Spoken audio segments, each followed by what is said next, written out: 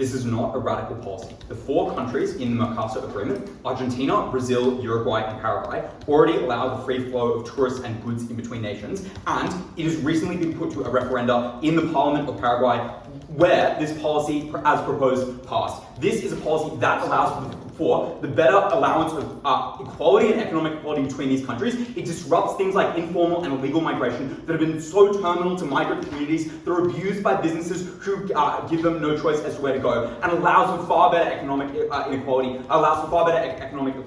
and for far worse outcomes in recessions in these cases. First thing I'm going to establish and set up is how this model generally would function. I think there are two broad prongs to it. Firstly, legal freedoms, that is, we would give, for example, visas or allow these migrants to move without visas in these instances. We would allow the mutual recognition of qualifications. So, for example, if you're a nurse or if you're an engineer, we would recognize that generally as a part of the country. But secondly, in cases where it doesn't exist, we would build infrastructure between borders, things like rail between nations, and allow people to migrate easily and freely. With that out of the way, I'm going to make 2 arguments. Firstly, this is enormously beneficial for economic growth and productivity within these countries, and secondly, it is enormously beneficial for social inequality within these countries. Firstly, on economic growth, I'm going to first explain why this is the most important argument in the debate, and that is for 4 reasons. Firstly, marginal increases in economic growth have extremely meaningful impacts on quality of life. They liberate the people in favelas in Brazil and allow them to actualize on the good life. But secondly, economic growth is strongly correlated with social growth and social productivity. When people are wealthier, they, for example, have the ability to care about stuff like climate change because they don't have to worry about putting food on the table in the first place.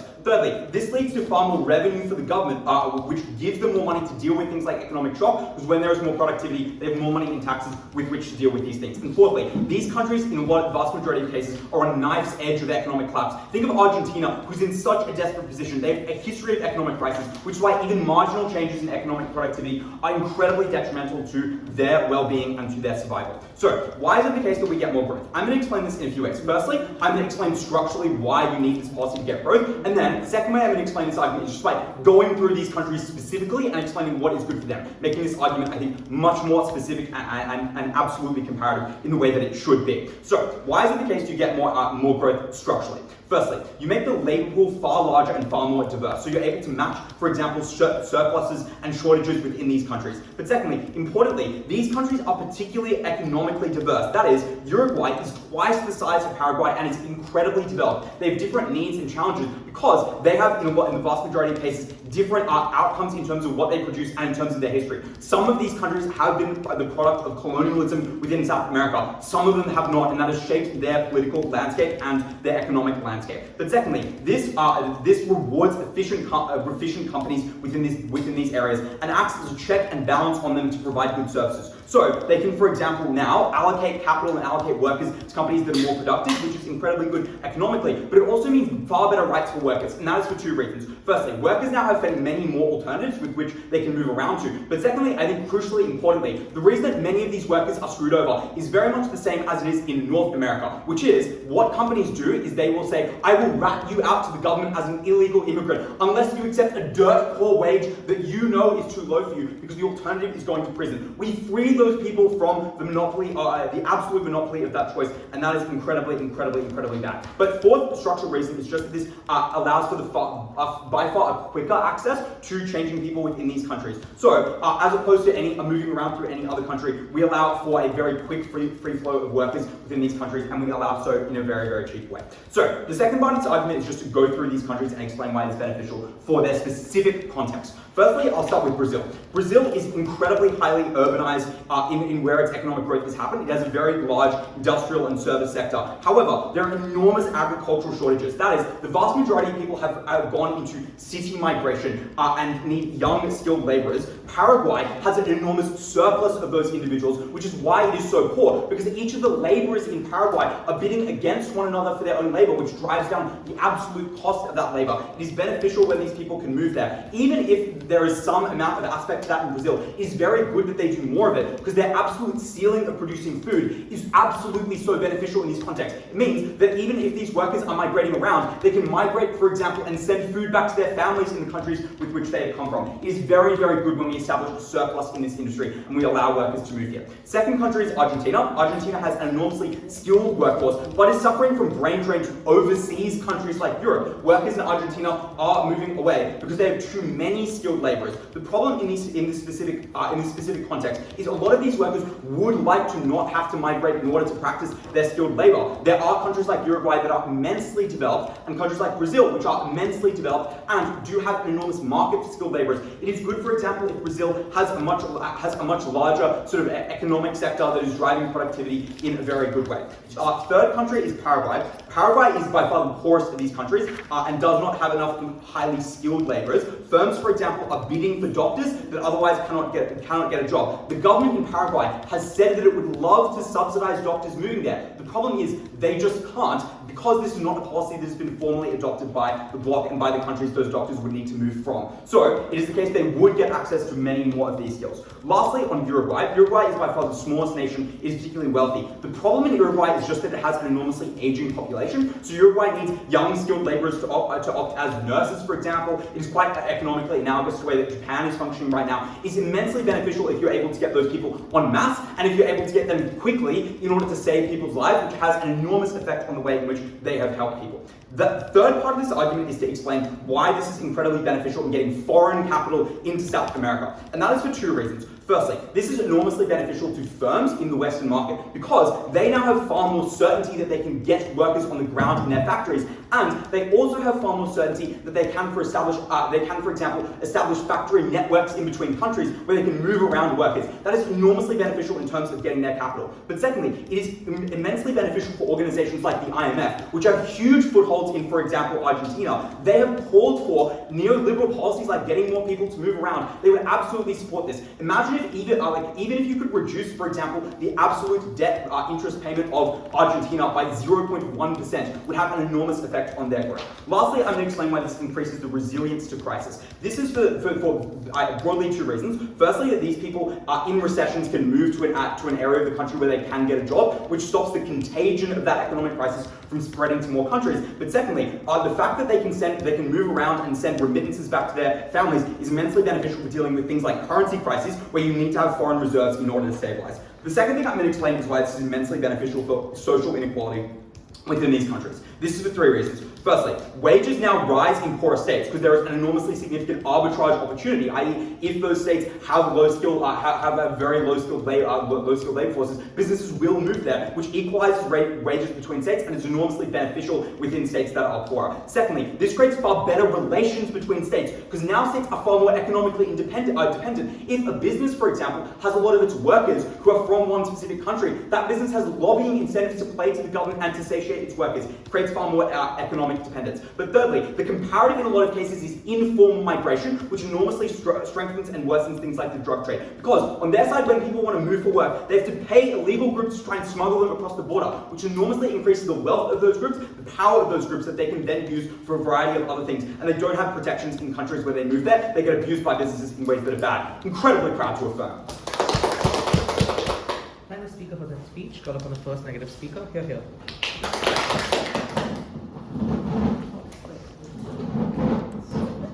This is crystal, guys. Yeah, actually, we can just place that.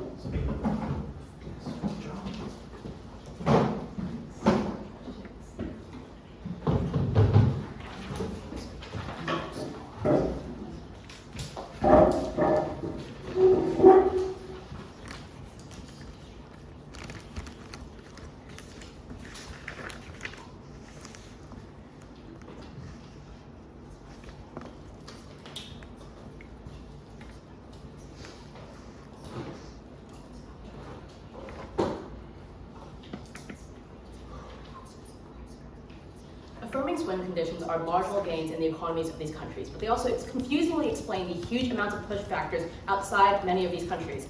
This is a policy that engenders mass losses of the labor force to Argentina, Paraguay, and Uruguay. It worsens the knife edge that these countries exist on. It creates huge amounts of economic and political upheaval in Brazil, and it harms the security of these nations. Before I move on to my contributions about mass migration and the harms of those and the harms to security, I'm going to first do some setup. Who's in this bloc? As affirming states, it's obviously those 4 countries, with Brazil dominating economically. And as Af explains, Uruguay and Paraguay are much smaller economies. Argentina is currently going through a huge amount of inflationary crisis. In 2024, the inflation reached 200%.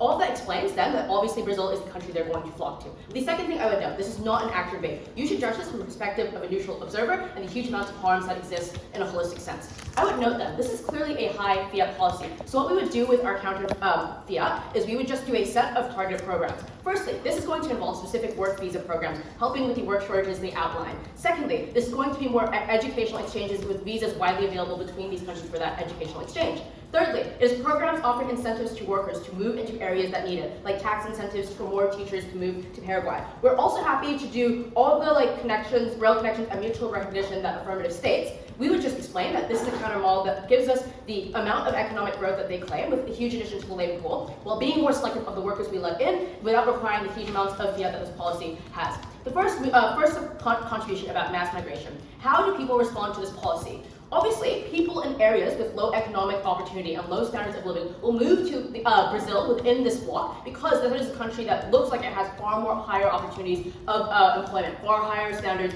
of living. Why is this true? Firstly, it is because of the fact that there is a promise of economic opportunity. The economic situation is the most proximate thing. It is something that they believe they can send remittances to their families. Why do these benefits not accrue though? And this directly engages with the point about at affirming states. Because obviously when huge amounts of people move to a country because it's legally sanctioned so that they're able to, and obviously there's a huge benefit they perceive, that means huge amounts of overcrowding.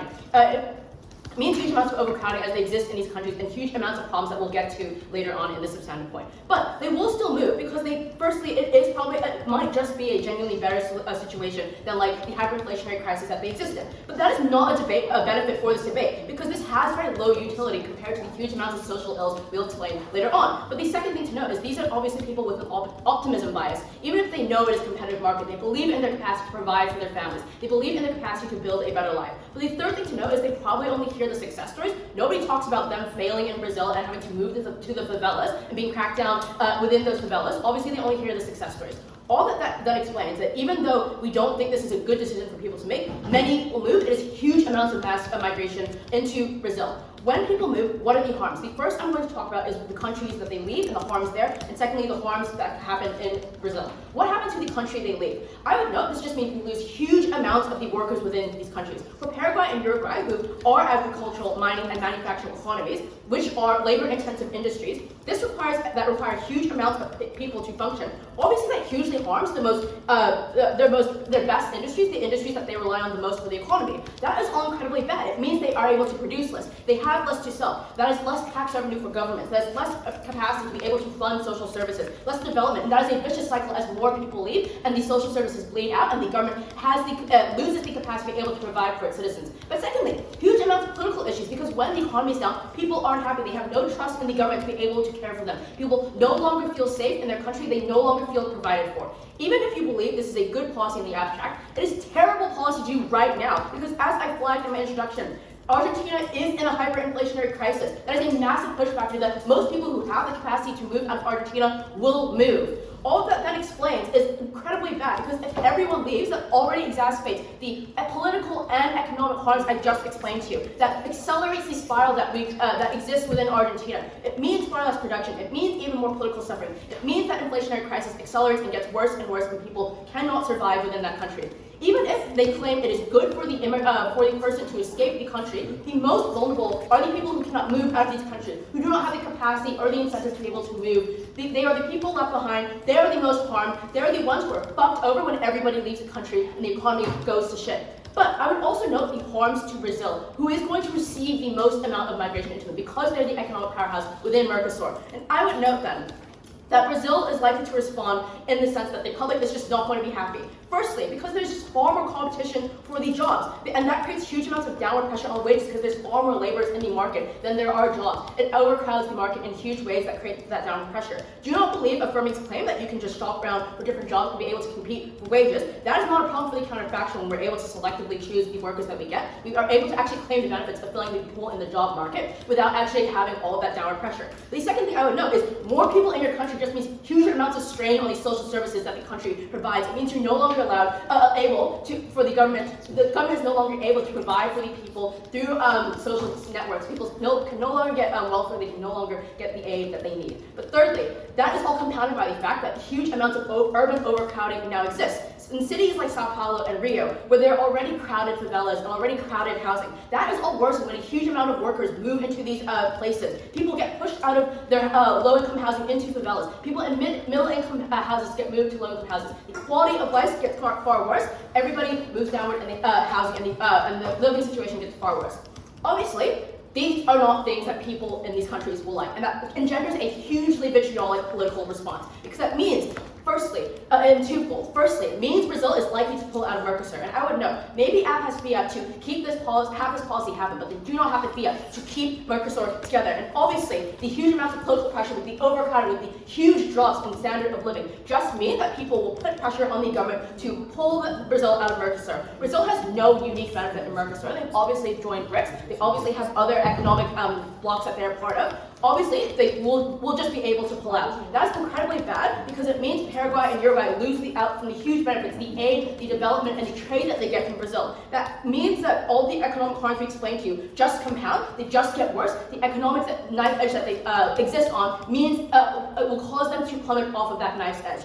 But even if they do not pull out, it also just means hugely more anti-immigrant sentiments within Brazil. It means populists like Bolsonaro are able to proliferate once more because we already know Brazil has a problem with authoritarians. They're already a country that is prone to democratic backslide. This is a turning point to get more policies, more awful crackdowns against immigrants, worse racism against them in the streets where they get hate crime. It means crackdowns, it means legal repercussions. Just look at the way the US responded to the huge amounts of immigration and the perception that they're taking away their jobs. That is a huge harm that exists in Brazil. Obviously, this policy is not going to fill in the gaps, and there's low utility in comparison. The final thing I want to touch on is the harms to the security in the countries that exist. The context of this point is we know this is a region struggling with drug trafficking related crimes. And it is a key issue for individual member states and is a strategic focus for the region.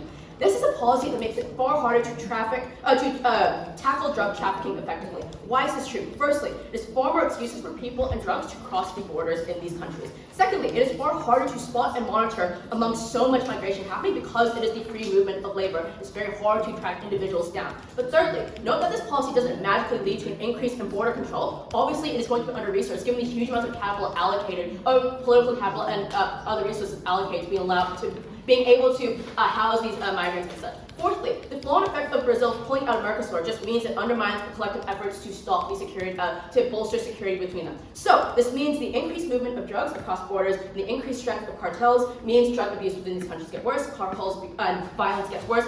It ruins lives within these countries, so we're proud to negate.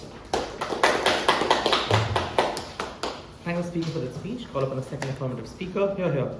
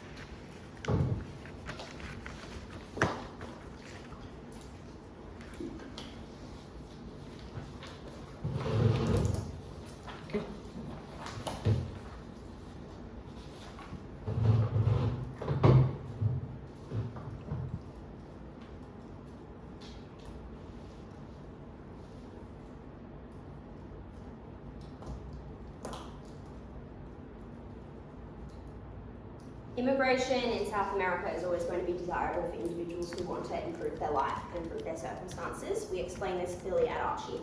This negative team would have you propose what seems like a ridiculously overly bureaucratic system that rationalises the types of immigrants that countries want to do, that necessarily excludes the poorest immigrants that will never be able to buy into the counter model that this negative team proposes.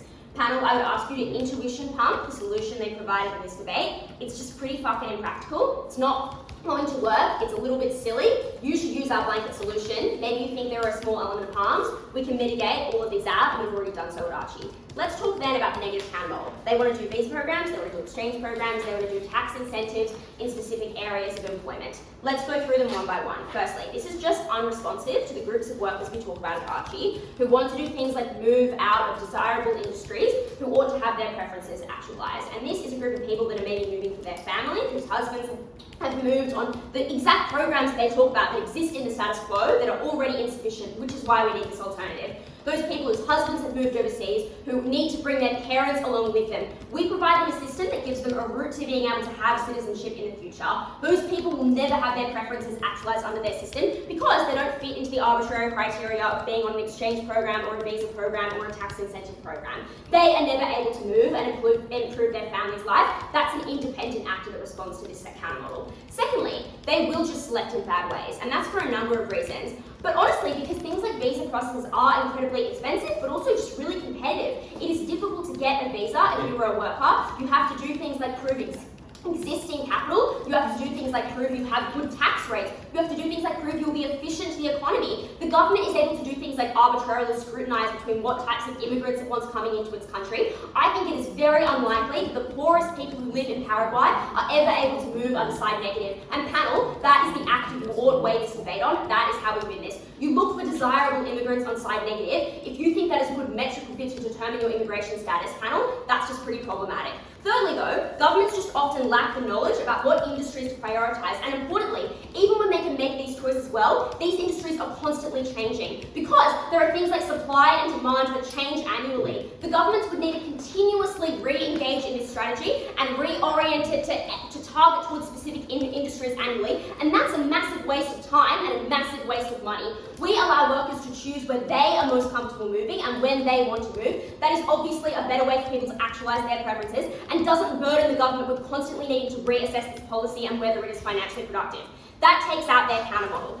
My pages are not in order. Whatever. Let's start with the national impact. The claim from negative here is that everybody is going to move to Brazil and do brain drain and you're going to get a ton of overcrowding. Firstly, this is dissonant from the way that these countries interact insofar as Uruguay is the wealthiest country in this debate. I didn't know that before, but Jack did, and now I do as well. And now, panel, you know that also. Secondly, this improves local industry because now you just have the incentive to improve your industry because you want your citizens to stay. And that is what negative doesn't realise. Because at the point at which your citizens can flexibly choose where they are providing their labour, you now have an incentive to improve the conditions that your citizens live in so that they have an incentive to stay in their home country. We would note a lot of people in South America that need to immigrate don't necessarily want to. They have families at home. They have a desire to stay in their home country in which they were raised. This means the government now has incentives that just do not exist on the side negative. They would need to explain why national industry ever improves on their side of the house. But thirdly, these countries are just often matched in their working needs, and this is what negative team misses, and this is the knife in their case. Because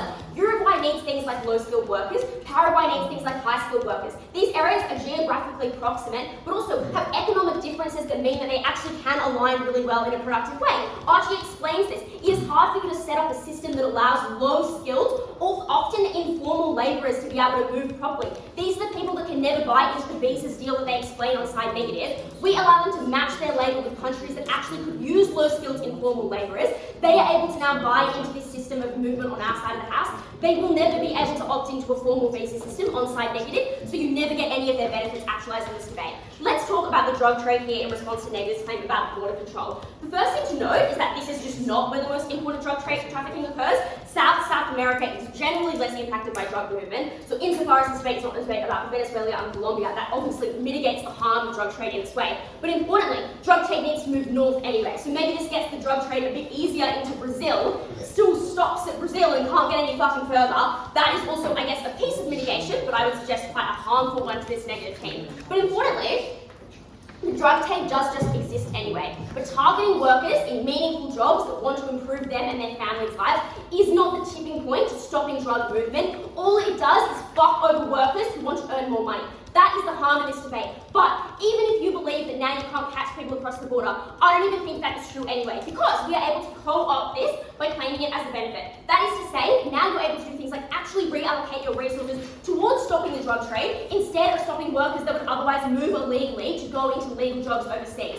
Now you can do things like reorient your efforts onto actual drug trade issues instead of people that want to improve their livelihoods. That is the way that we are able to flip their capital in this debate and use it towards bettering the drug industry. That is how we flip that issue as well. Next, on illegal immigration. The explanation here is that cracking down is just incredibly difficult. It requires things like specific government efforts to track movement in regions. It's super expensive. You have to do things like increase your security, increase your military presence, fortify your borders. They give reasons as to why it is hard to crack down. Obviously, it just gets so much worse. It is far better for you to employ a system that allows people to move freely and legally and actualize their revealed preference to do so than to have to increase these measures of preventing things like illegal trade. But also, it means that it's better for you to legalise formal and informal work movement to fulfil existing people's preferences. So if you care about things like the drug trade, you obviously should care about our side, because we are the ones that are able to reallocate the capital into these areas in ways that it's going to be far more economically productive.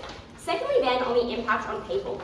The claim for negative here is that the quality of life decreases because people get booted out of their homes in Brazil. Again, I'm not sure why this debate is about Brazil, because it's just not the richest. But importantly, this is a speculative farm, and you would need to believe that people are moving to one area in Brazil in such condensed numbers that people are going to get moved out of their homes.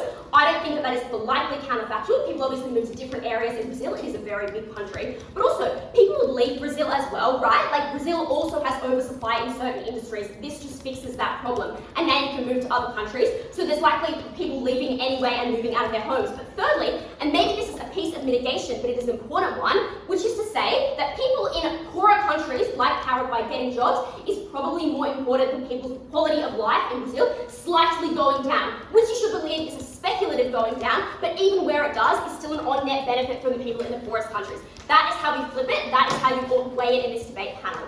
Finally then, on social and cultural integration. This allows you to do things like actualize your preferences, which means that you move over and you are a good citizen. It means you're grateful to be able to live with your husband who has lived overseas for a while now. It means you're grateful that you now have money to feed your kids and put things on the table. This negative team would have you believe you're going to become super fucking racist. Panel, I would intuition check the sorts of actors that are buying into this deal. They are not ones that are coming in and doing racism. They are ones that are now grateful to improve their quality of life and actually be able to live. That is how you get things like social and cultural cohesion.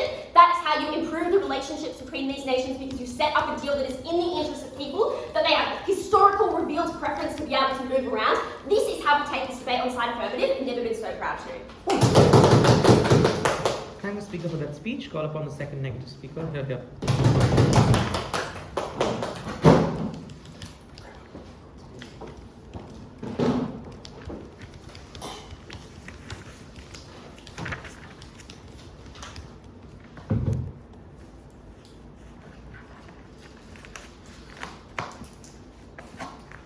Two points for me. Firstly, why we better our money. Secondly, why we better socially. Firstly, why we better our money. The affirmative team gives lots of reasons why they think this is important, and why this has the potential to be a good policy, because people will just perfectly fill the labour shortages in every country when you let them choose themselves. The problem with this is twofold. Firstly, that's just not how that works in practice. We tell you clearly at Judy that people are irrational and are not able to perfectly understand where they're going. Mia's response to this is just to say, why is everybody going to move to Brazil? That sounds so silly. The problem with this is, firstly, obviously people tend to move to places they know based on narratives about where things are prosperous and where there are the most jobs available to them. But secondly, because of the way people move, they move based on people they know, they move based on people word of mouth. And that's because they need to have an existing network where they want to go. So that means migrants tend to flock to the same area over and over again, as happens in every single country. And that means that people do not move to other areas. Thirdly though, there's just no reason or incentive for them to go to areas in the middle of nowhere, because those are not where the jobs are. There's limited infrastructure to get there. There's no one advertising or helping them move there. So obviously then people move irrationally. I think that means you don't fulfill the labour shortages they talk about. The second key problem with this case though is that their policy, their blanket policy, gives absolutely no incentive for people to meet the specific labour shortages in a country. They say, for example, that Paraguay needs low-skilled workers. If that was true, they could just open their borders to anyone and get low-skilled workers from anywhere, which they haven't done, right? Obviously, like they set up at first, this is a debate about specific labour shortages in industries where we do have labour shortages worldwide and where these jobs are in high demand. If you do not provide a clear incentive for nurses or doctors to go to countries like Uruguay and Paraguay, they are obviously not going to move there because there are a million other countries to do that. I'm just going to specifically deal with some of the examples we hear at First Affirmative, because we hear, for example, that Argentina is suffering from brain drain to the west. Now they excitingly grab the opportunity to have more brain drain, but to their South American neighbours. I just do not understand how this benefits Argentina in any way. Obviously, our counter model is far more effective and far more responsive. What does Mia say in response to it? She says that our counter model is not good because it focuses on deserving migrants. Several responses to this. Firstly, in cases where people are practically qualified but maybe don't have technical qualifications on paper, because we have so much counter fiat, because this blanket policy is insane, obviously we'll take an expansive view of what kind of visas we're going to offer, what kind of qualifications we're looking for. Maybe we're offering nursing positions to people that have practical experience even if they're not qualified on paper. And obviously that fills some of the needs and problems that they want to talk about. Secondly though, we think it is good if poor people do not move to favelas in Sao Paulo and take their whole family with them because they're following a dream and they're optimistic and they have no opportunities in their home country, if they do so at their own detriment and the detriment of people who are already living there, because you're just compounding the harms of overcrowding and all those problems. But thirdly, if you want to make a principle about giving people the ability to actualize choice, obviously that doesn't work in this debate, because choice doesn't matter when you're obviously people's choices are constrained in huge ways. You don't have open borders. People are to an extent constrained by where they're born due to the lottery of birth. And that is okay. It's only important to try and fix that if you actually provide them a benefit. It is not a benefit to give people the deluded option to accidentally ruin their lives by selling them a dream that's not going to work. The final thing Mia says in response to our counter model is that just governments have to constantly assess this. Obviously, because we have counter fiat, I think this is incredibly feasible, and it's something governments around the world do all the time because these kind of policies exist. What else do we hear though on the finance point? Mia says brain drain is good because it incentivizes countries to want to keep their citizens. That just sounds like an incredibly roundabout way to try and solve the problem. Even if that's true, you do not have the capacity to retain your citizens. You can't magically get more money, can't magically get more jobs. That obviously doesn't work. We hear another range of a heap of other miscellaneous economic benefits at First Affirmative, which I'll just deal with quickly. The first thing is that they say this encourages companies to want to come to South America because they can secure workers and because they secure movement. The problem with this is firstly, because of our counter model, the difference between the two is incredibly marginal. And secondly, because of the fact that we prove that their policy is incredibly unclear and speculative about where the migrants go, obviously then the harms about speculation still exist on their side of the house, which means companies do not have security or sureness, so this isn't going to happen. The second benefit they talk about is how the IMF is going to suddenly reduce Argentina's debt a little bit because now they're like, oh, this is so good, neoliberalism. The problem with this is obviously they're not going to do that if this policy harms Argentina's economy and they lose a heap of workers and are therefore less able to pay off their loans in the long term. So obviously that is not a clear benefit for the affirmative team. The next thing they say is that this gives resilience to crises because of contagion. Two responses here. Firstly, Judy already explains that this will massively worsen the crisis because huge amounts of people are just going to leave Argentina. And obviously then it is unclear that this does necessarily make a big change on it. But secondly, this worsens contagion because if there's less production in Argentina, the goods that use Argentinian products will now stall, and Argentinians have less way to spend, so you can, I just think the problem gets far, far worse for the reasons they give. Final thing I try to talk about is that wages will rise because of arbitrage. Again, because they don't prove that this is gonna, but the only reason wages would rise is if you're having difficulty finding people to sell goods to or to make these goods. So obviously it just reflects another issue domestically rather than reflecting growth. So even if there is some benefit, I don't think that's true, that's a universal benefit for the economy. At the end of that point, I think it is very unclear that they achieve the benefits they want to talk about on the point they think is most important. Moving now into social harms, which I think are immense in how we live this debate. Obviously, we have a lot of harms, both to the countries these migrants leave from and to the countries they go to. We tell you that for the countries these migrants leave from, they suffer from a loss of workers that causes an economic spiral. Those countries suffer increased political instability. But to the countries they go to, primarily Brazil, that leads to increased anti-Semitism, increased anti-migrant sentiment and rhetoric, increased overcrowding, and the possibility that Brazil pulls out on MERCOSUR. Mia's responses just fail to recognize any of this. She talks a lot about how drugs are not an issue in the south of South America, which I don't think that's necessarily a response to any of our material. The rest, the only other response she gives is that overcrowding doesn't happen because people move to different areas because they're perfectly rational. I've already dealt with why that doesn't happen, and I think that means that overcrowding is likely to occur in the places where migrants happen. Crucially though, overcrowding will happen even if some people move correctly, because all it takes is a huge amount of people to go to a city that is already overcrowded for that city to experience undue hardship. And what does that mean? That means already suffering and struggling in those cities now have to compete with other people for social resources, now have to compete with people for places to live and rent. And obviously that means that life is harder for people that already are vulnerable. So that is an important stakeholder you should weigh on our side of the house. Secondly though, we had two massive harms that received absolutely no response down the line from the Affirmative team. The first one of which is that this is highly likely to push Brazil to leave MERCOSUR, and that receives no response down the line at all. I guess the implicit response is that companies will pressure their governments to have good relations.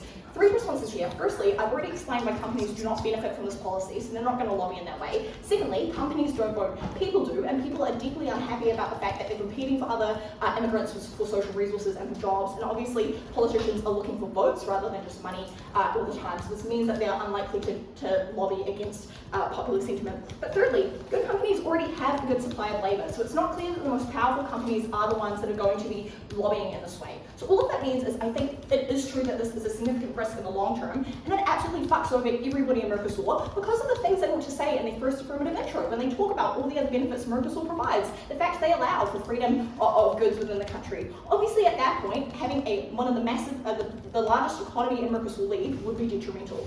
Our other point though is that this would hugely worsen xenophobia, and that would be detrimental for illegal migrants, and to which we've received no response. I think because it is a really good point. Obviously, given there are already huge amounts of xenophobia and populist rhetoric, it is bad if you create a policy that massively increases that, because that means vulnerable people, the kinds of people that the other team wants to talk about, do face more harassment on a day-to-day basis, do face more violence. They talk about how they might already be vulnerable to like threats of deportation and be abused. The problem with that is that depends on someone's goodwill towards you about whether or not they do that. We think at the point at which people dislike you more and there's more anti-immigrant rhetoric, they're more likely to treat you badly. If that it's logic to inquire whether or not people are willing to use those tools to be able to abuse you. Vote opposition. Thank the speaker for that speech. Call upon the third affirmative speaker. Harper.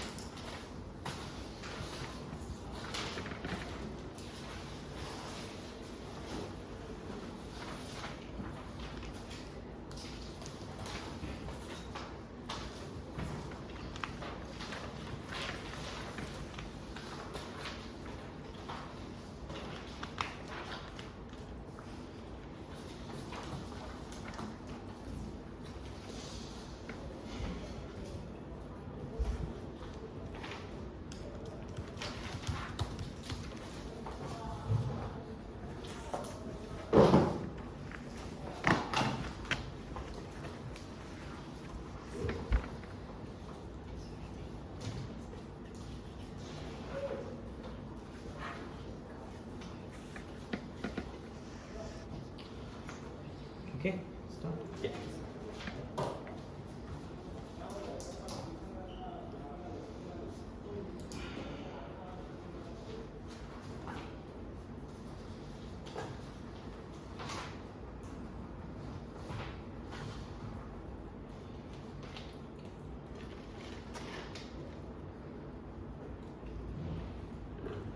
Firstly, on their counter model, secondly, on where people move to, thirdly, on illegal immigration, and then on economic growth. Firstly, on their counter model. They say they'll do targeted programs, but there are four problems with this.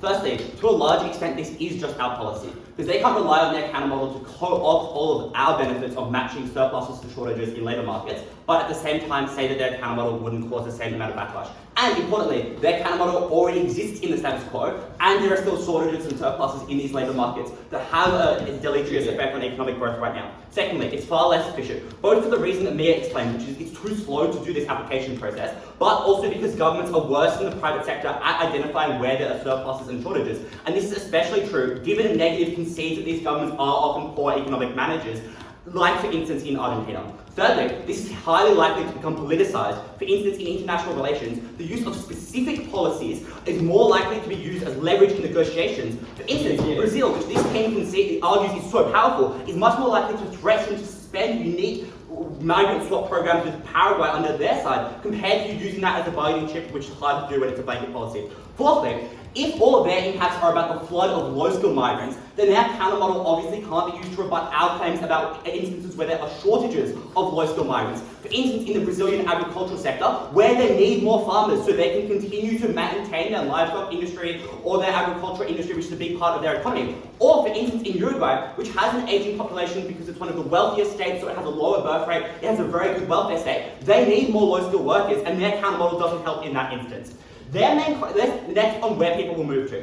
Their case is a house of cards that is contingent on everyone moving in the silliest way possible to a few large cities in Brazil because they see opportunities and they only see success stories, and that will cause crisis. A number of responses to this. Firstly, there are sufficient natural frictional factors that prevent people from moving in the way they describe. For instance, it's expensive to move. Secondly, you're leaving your friends and family. Thirdly, it's scary to move because there's a high degree of uncertainty about your future. You don't know where you're going. You don't know where you'll find a job. Fourthly, you're leaving your culture behind. For instance, in the case of Brazil, they literally speak a different language to the other three countries in the bloc, which I think uniquely explains why it's unlikely everyone will specifically move to Brazil, which is their claim. People leave them, despite those fictional factors, because there are no opportunities in their home country. If you have a stable, well-paying job in Paraguay that means you can feed your kids, you would not move to Brazil. You would not pay the cost. You would not take that risk. People leave because they don't have jobs. They say it's bad to leave Argentina when there's an economic crisis. The problem is it's worse when these people stay in Argentina when there's a recession, because that's when they don't have a job. That's when they can't feed their children. That's when they can't contribute to the Argentinian economy. At least on our side, if there is a recession in Argentina, they can move to where there are surpluses where there are shortages of labour, where people are paying high wages, and that is both better for them because they have money, but it is also better, for instance, for the Argentinian economy, because now, instead of staying in Argentina and being a burden on the government by relying on Argentinian social services and not contributing anything in tax revenue, they can go to Uruguay, they can earn money there, and send remittances back to Argentina, which both can feed their children, but also is an important source of tax revenue for the government, especially counter-cyclically in times of crisis.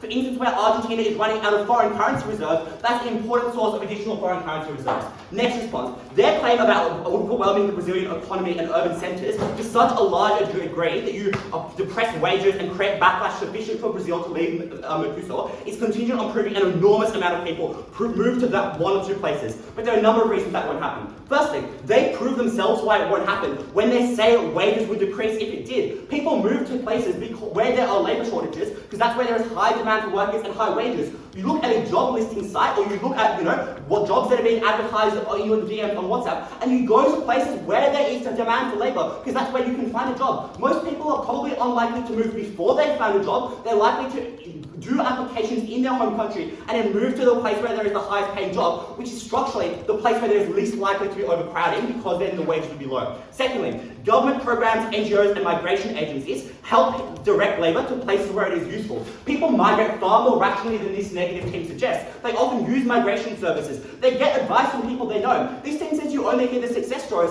I have no idea why that would be the case. People from your village in Paraguay who went to Brazil likely WhatsApp you and let you know how it's going. If they're struggling to find a job, if they're struggling to feed their children, of course you would know that sort of thing. It is entirely unclear why people would move in the way that they suggest, or as irrationally as they suggest, when it is almost an entirely economic decision that is being made in spite of fictional factors preventing them from move. They say people are bad at picking themselves where to go, but I've already responded to this. They don't pick, businesses pick, because when they're moving for money, they go to places where their wages are being high.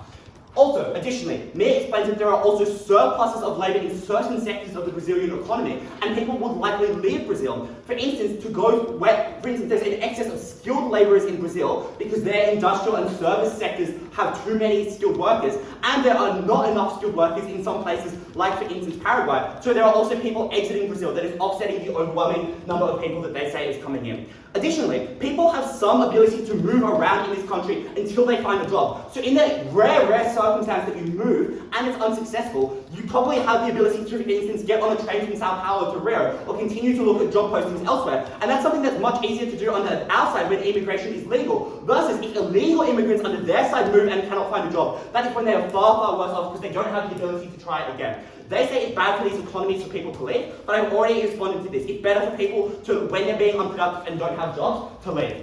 They say there will be backlash in Brazil, so much so that they'll have more Bolsonaros and leave MERCOSUR. Firstly, it's popular policy because it fixes labour shortages. They said, companies don't have votes, people do, but companies are necessary for political campaigns. They're able to do things like create campaigns of goodwill And also, Brazilians are aware of the shortages, especially for instance in the livestock sector, which is the source of national pride to Brazil. People want more workers coming into the country. People in Uruguay want more low-skilled workers so they can come in and take care of the elderly. Of course, this would be a popular policy. Secondly, the areas where people move to are the least likely where you're competing against locals because you're moving into an industry where there is a shortage of locals. So their claim about backlash due to competition and things like that doesn't include. They also then thirdly say that you're competing for social services, but immigrants don't get access to things like welfare or healthcare services because they're on visas. Thirdly, there is a massive incentive for Brazil not to leave MERCOSUR. It's a free trade agreement that saves them billions and trillions of dollars in not having to pay tariffs every year when they sell or import and export to other MERCOSUR countries, especially right now when there's already such a high tariff environment globally. That entirely takes out their case, but also I think explains the economic benefits that we prove of fixing shortages and surpluses in this economy, noting the way that Archie does about economic growth. Next, on illegal immigration.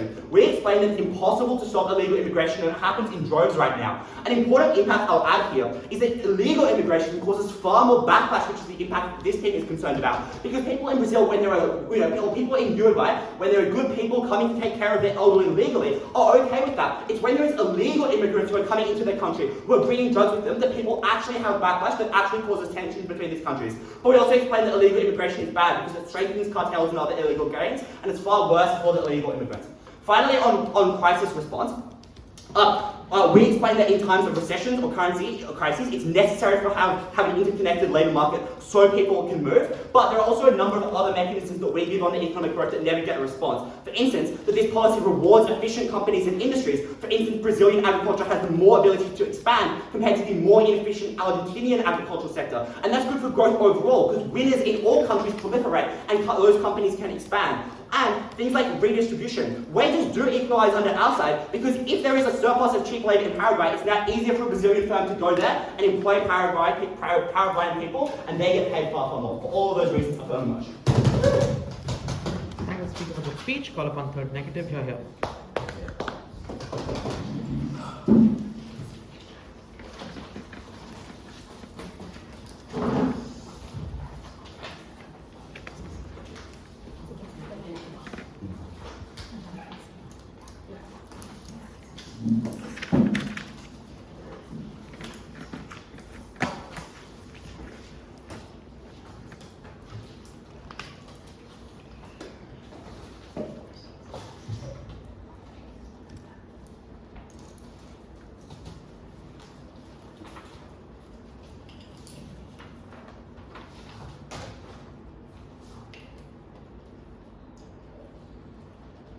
The introduction we hear at Third Affirmative is quite interesting because we get told we can't do our counter model because first of all, it's basically just doing their policy. And second of all, it exists right now. Two things which seem to be quite an obvious tension. Our counter model walks an important line. One I think this team doesn't quite grasp. What we do is we allow, where there are obvious important labour shortages, where companies obviously need workers, we work with those companies and we allow for the efficient moving of labour into those areas. What we don't do though, is we don't allow everyone to choose to move. We don't allow people who are irrational, people who may not have the best information, people who may be sold a dream, or people who may be moving because they think they have no other option and then end up moving into a worse situation. We do not allow those people to make a decision. And if the trade-off that means is that we have to have some people leave behind their family, that's obviously a trade-off we're willing to make because we've explained to you there are huge externalities of this policy that are really bad. I'm going to do three things. Firstly, I'm going to look at the most upstream harm that our team brings you, which is that that Brazil or other wealthy countries will leave this trade bloc, and that will be extremely bad. Then, secondly, I'm going to look at, even if you don't believe that, why the affirmative team does not provide any unique or exclusive benefit. And finally, I'm going to talk about the large number of external harms that were completely unresponded to. Firstly, on the most upstream harm, that Brazil or Uruguay or whoever you want to believe will leave this bloc. They claim Uruguay is the wealthiest, but they also say that Uruguay is the smallest. So the increases in labour there obviously have a more outsized effect on pushing down social services or on overcrowding because they already have less space. So obviously this means, and as they're basically given to us, Uruguay is also extremely likely to leave this bloc. What did we tell you at Judy and Grace? There will be huge political backlash in countries that people move to, because there will be, one, more competition for jobs and wage suppression, something that they concede as a benefit initially, without actually looking at how people are likely to respond to wages going down and labour being cheaper. Obviously people are upset when they get paid less. Secondly, we told you there will be strain on social services. Thirdly, we told you there will be urban overcrowding. People will be having a worse quality of living than they previously did, and those are the people who actually have votes. They don't explain that people get citizenship on their side of the house of this country and can actually vote. All they explain is that people can move into those areas. Why does our counter model sidestep this? And this is explaining the exclusivity of this harm onto their side, and why our counter model walks a unique line that manages to do those sorts of things. Firstly, we can get a lot of economic benefits still, and you can sell those benefits to citizens. If you currently don't have a lot of nurses, you can say, well, now we're managing to get a heap of new nurses, and that's really good. And now you can say, we're doing educational exchanges and getting the brightest minds from another country, and so you can sell it as a benefit that's very politically palatable. Secondly, you can weaponize good migrant narratives without having to receive the backlash of the bad migrant narratives that we've told you about. You can say, these are really smart people, these are people who are contributing to our economy, but on their side, the narrative that dominates is that criminals are crossing the border. The narrative that dominates is that people who are, people are depressing wages, people who have no skills are coming here and sitting around and doing nothing and filling up our houses and things like that. We received one response to this at Third Affirmative, which is to say that that people need to move into a specific area for you to relieve all of those overcrowding harms and all of those political harms. I think the first thing to say is that response is not true, because we told you that the reality is not what matters. The political perception that people have is what matters.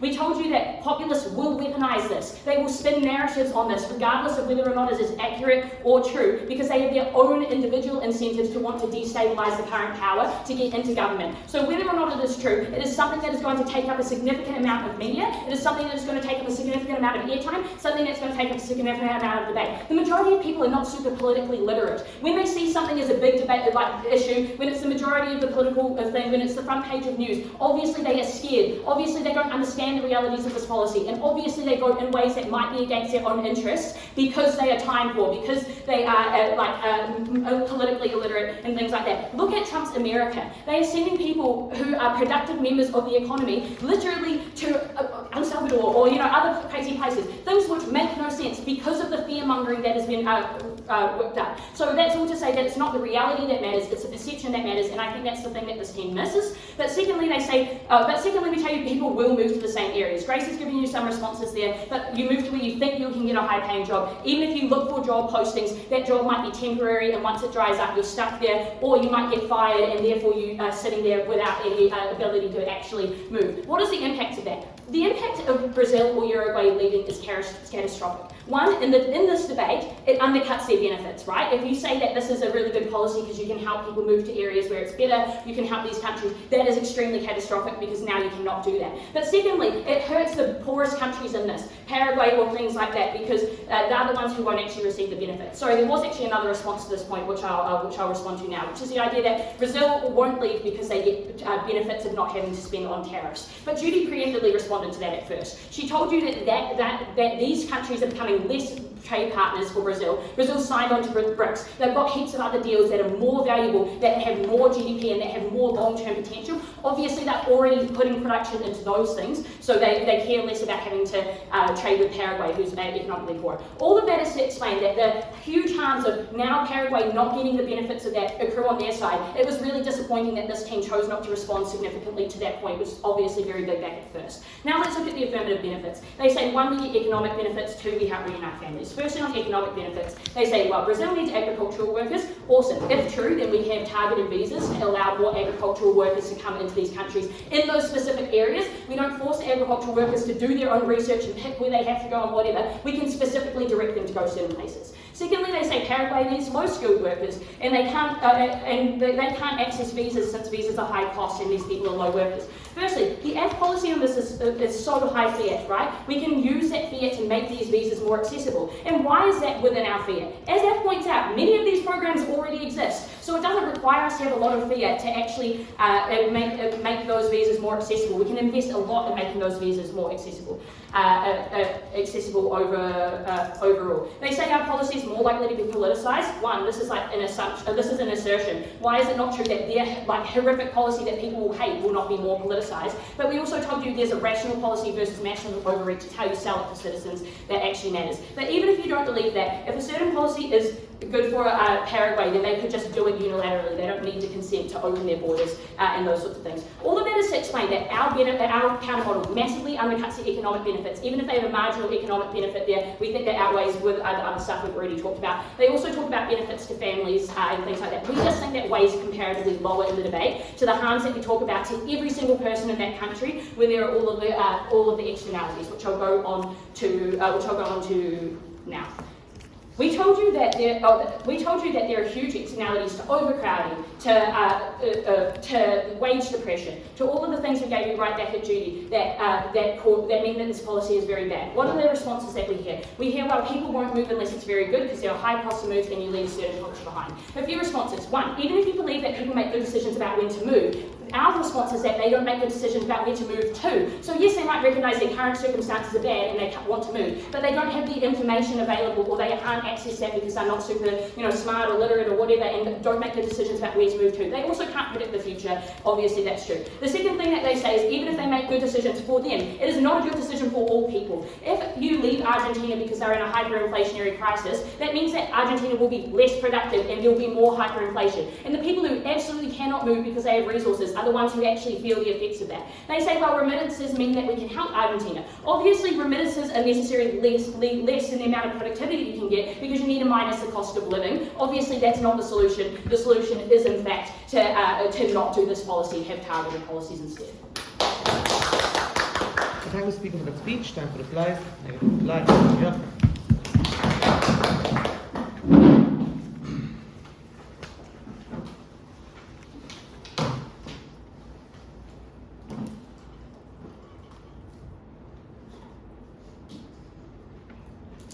How does Affirmative try to win this debate? Chiefly, it's through trying to fill labour shortages of all these countries. We tell you that's not how it works, because you provide no incentive for individuals to move in the way you want them to. We hear quite a few new responses at the Affirmative. The first thing to point out about these, though, is that these are all mitigatory. All of these responses explain why people are not going to move irrationally. It doesn't explain why people move rationally, which is a difference. I think it's unclear that people are getting incentivized to leave, particularly in high demand fields everywhere. So, because of that reason, it's still not clear that they achieve their benefit. Secondly, though, it isn't true that people aren't going to move irrationally, because, like we told you at first, we are talking about people that are pushed to move out of their country, but crucially, they are uninformed for all of the reasons we tell you, and that is logically prior to them accessing the right information or acting on the right information. Obviously, if you are faced with a variety of different opportunities and narratives from people you know about, you choose to go to the one that you trust most, you choose to go to the one that you believe in the most. It's unclear you act perfectly. The response to that is just to say that people can just move if that's a problem, which obviously isn't going to work by their own analysis, because they point out that people are already poor and struggling. So I think what they do is they just put people into hard situations that don't fulfill the problem they want to do. And note Harper's material here, which he explains how the xenophobia actually means you might deport good migrants, is another reason why you should be doubtful about whether or not they fix the labour shortages they want to. In comparison, I think our counter model is far more efficient. Obviously, it's clear that it's feasible. I think Harper deals with the stuff about the fact that it might already exist or that it might somehow be DSI motion, both of which aren't true. But it's also true that our counter model is efficient and possible. Even if our worst case is that it's a slightly less efficient counter model, I still think it is more certain and clearly likely to get the benefits the Affirmative team talks about in their policy. How else do they try to win? They talk about, firstly, at least you can send remittances to your family back in Argentina. The problem with this is, firstly, it is contingent on proving that you get a high amount of remittances, and I think it's very unclear at the end of that debate that the people who are leaving Argentina are going to be benefiting in the way they want to talk about. But secondly, though, like Harper points out, obviously that's going to not be enough to make up for that adequacy, so that's a very marginal thing that you're trying to offset. The second thing they try to do, though, is explain that you achieve better wages. Because we show you that there's overcrowding, because people move irrationally, it's unclear that these conditions are actually better, that people actually get better wages. At the end of that, I think the Affirmative team has failed to prove the economic benefits they say are so important. Also note, those economic benefits are important by their analysis because of the externalities they cause. We are the team that provides clear externalities and harms of this policy, and that is how we win this debate. So let's move on then. The first one we tell you is the fact that this leads to a massive rise in populism, and that has several impacts. The first one is that Brazil is likely to leave MERCOSUR. The second is that it leads to an increase in xenophobia. I'll note at the top of these are true even if migrants move rationally, but especially true if migrants move irrationally, because it's just about the perception of these policies. We hear several responses to each of these. Firstly, on the idea that Brazil will leave MERCOSUR, we've heard that, companies don't want you to leave. The problem with this is, firstly, companies don't vote, people do, and secondly, the companies with the largest power are the ones that are not suffering from labour shortages currently, so it's unclear they'll be lobbying so strongly against this policy. We also hear that, obviously, Brazil has benefits from being in MERCOSUR. Obviously, those benefits are minor compared to all the other alliances they're a part of that allow them to access way greater free trade agreements. At the point at which people are putting incredible pressure on the government to leave, they do, and that harms everybody else in this bloc. Secondly, though, with xenophobia, we hear that the problem is people hate illegal migrants, and this is going to be so much better. But like Harper says, the narratives on the affirmative team side are ones where you do not know if these migrants are criminals, because you're letting everyone into the country. In comparison, we support a policy where you actually do guarantee to people, yes, this person is coming into our country to help your grandma in the nursing home. Obviously, that is something people are far less likely to attack than a blanket policy that is a mega overreach. The impacts of these points do actually detrimentally harm people in massive ways. It means that obviously people in all the other vulnerable countries in MERCOSUR are less likely to access free trade and all the benefits of it. But additionally, all the kinds of vulnerable immigrants I'm going to talk about are more likely to face abuse and more likely to face repercussions on their side. All of our other harms, though, still stand. The stuff about overcrowding, because I talked about earlier, it's not true that people just are competing for welfare. They compete for rent, they compete for homes, they compete for all other kinds of jobs. Obviously, this is a bad policy. Do not do it. Thank you, Speaker, for that speech. To close the debate, affirmative reply. Here.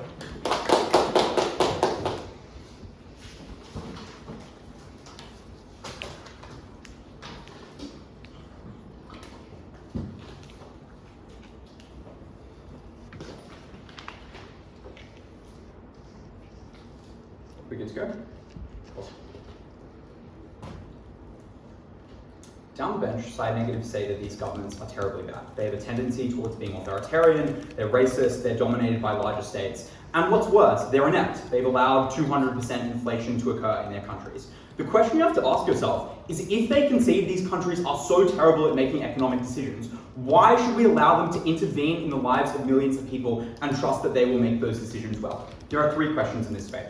Firstly, who moves where? Secondly, is this good for the economic factors? And thirdly, is it good for social factors? But the thing I'll note before I get into this is an enormous concession is made at third negative, which is that the vast majority of people are terribly politically illiterate. The thing that reveals about their case is it should weaken your understanding of whether or not people will be able to differentiate between people who are sponsored to come into the country and the government pays money to migrants and letting migrants in when they come in. So, first question. Who moves where? We established clearly at first that the most likely characterization is that the poorest people are likely able to move. And this team concedes that in a lot of cases, these people will be disbarred for all of the reasons they explained. There will be backlash, people coming into the country, that this will be deeply politicized. Ask yourself, when migration is politicized, who are the first people that are excluded? Almost in all instances, it is the poor. We explain that those people are by and large kicked out. They have only one claim that their entire case is tethered to, which is that everyone will move to Brazil. We have responses down the bench that clear this claim. Firstly, we explain that this at second has a rebalancing effect, so maybe in the short term you have an oversupply of people in Brazil. That very clearly becomes self-evident. People understand this. Noting this is exclusive to our side because we don't need these people to reapply for visas and move elsewhere. We can just allow them to move. Secondly, we explain at third, there are many push factors which stop people moving to Brazil. The fact that people hear horror stories about the favelas, the fact that they don't speak the same language, the fact that they don't want to leave their families behind. And thirdly, we explain that Brazil is not the only rich country in this bloc, as they assert and never prove, and basically the entirety of their case is reliant upon. We also identify at first clearly that people aren't looking for a wealthy country, they're looking for a job that suits them. If they want to be a doctor, they're fine with moving to a country like Paraguay that has a shortage of doctors. They don't necessarily need flat wealth. This is contingent on basically all of their claims around Brazil, for example. Leaving, all of that is tethered to the vast majority of people moving there. But the last thing I would observe about the argument that Brazil leaves is not only how large of a burden it is, but how clearly it's tethered to Brazil leaving the free trade agreement as a whole, rather than just banning freedom of movement, which is never proven by this team. We explain, lastly, that people moving to Brazil is not necessarily bad in general, because in a lot of cases the comparative is people moving illegally where they are abused, and that Brazil has an enormous amount of agricultural shortages. So even if too many people move, that's fine, because those people are making food, those people are feeding their families, those people are ensuring that firms in Brazil have cheaper labor. The last thing we explain in terms of where people move is, for example, that we stop the drug trade by reducing the amount of reducing the amount of money they gain from illegal migration. And we have a variety of benefits to people who move everywhere else. People who move to Paraguay, for example, who now have higher wages, to those countries being able to get remittances, and to those countries having doctors. Their only claims that these people don't move act perfectly. We explain they act well enough. There are migration agencies, there are so many push factors that stop them moving, they do have information, etc. The second question is on whether or not this is economically good. I will note at the top of this that regardless of whether people get jobs, we expand the total pool of jobs on our side. Because we explained at first that there are, for example, many firms who can now have supply chains going between these countries. It's easier to invest. So maybe you don't know whether or not people will have a job on either side. There are larger total amount of jobs on our side. But secondly, we explained basically no response, that we increase the resilience to crisis,